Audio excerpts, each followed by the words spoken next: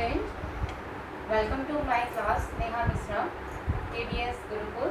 Now see, today we will learn chapter 4 Geography, class 7. Topic is our air. हमारे chapter का नाम क्या है? एयर है. इस चैप्टर में हम composition of air, structure of atmosphere, सी कंटेंट दे रखे हैं यहाँ पे, importance of atmosphere, measurement of temperature, heat zones, air pressure, winds, humidity, condensations and precipitation, case study of cyclone, nature fury, ये सब चीज़ हम इस चैप्टर में पढ़ेंगे.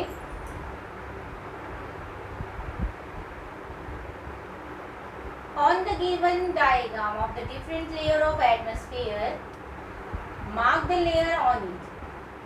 Also mark the given object and point out the diagram contains icon, meteorites, burner, jet airplanes, mesopause, ozone layer, tropopause. ये चीज आपको indicate करनी है.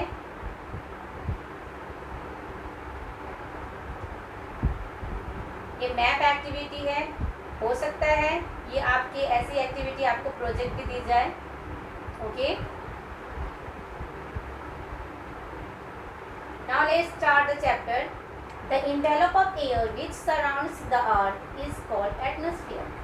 हवा से जो घिरी हुई चीज हमारी पृथ्वी पे है उसको हम क्या बोलते हैं? एटमॉस्फेयर बोलते हैं. The presence of the atmosphere has made the earth a unique planet.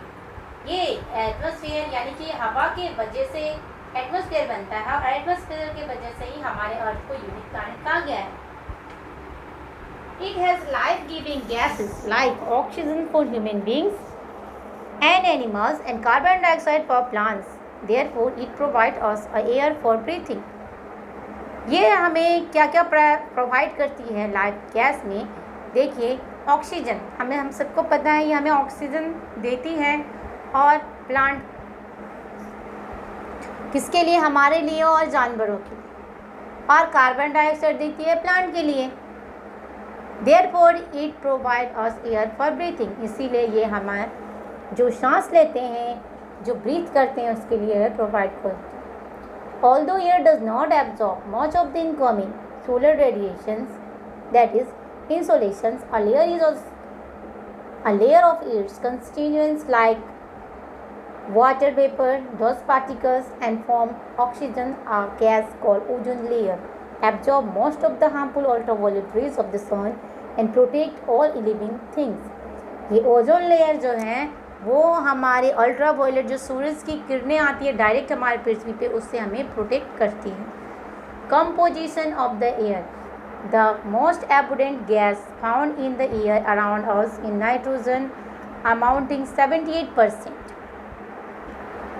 हमारे एनवायरनमेंट में जो गैस सबसे ज़्यादा है वो क्या है? नाइट्रोजन है, जिसकी परसेंटेज के according 78%. It is followed by the oxygen which comes on 21% of the air. Carbon dioxide it release in the air through the respiration bye animal burning of fossil fuels and from decaying remains of the part and plants and animals. Several other gases forms the remaining part of air including water vapor which forms cloud. The cloud brings various form of precipitations on the earth. The atmosphere also includes some solid matter like dust particles, salt particles, pollen dust, volcanic gases and smoke. Now see, हमारे जो environment में कौन सी gas कितनी percent है, almost 2 gas के बारे में composition पढ़ेंगे. See the figure.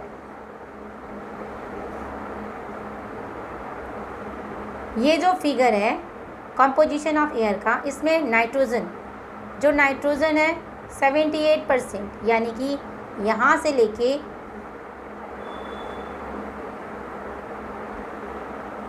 जो पूरी ये सर्कुलेशन है यहाँ तक, जो यहाँ से लेके यहाँ तक है, सो क्या है? नाइट्रोजन है.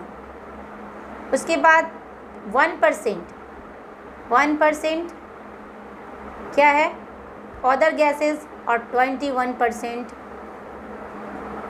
ये जो 21% है ये क्या है, ऑक्सीजन है, जो हम ब्रीथ करते हैं, यानी कि हमारे लिए इम्पोर्टेंट है ये। Now see structure.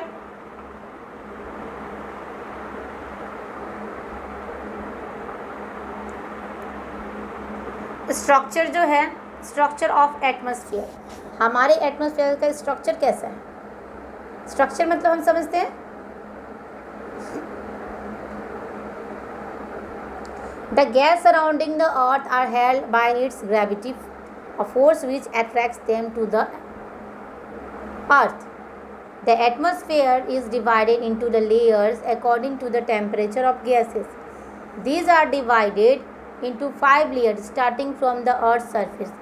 These are troposphere, stratosphere, mesosphere, thermosphere and exosphere.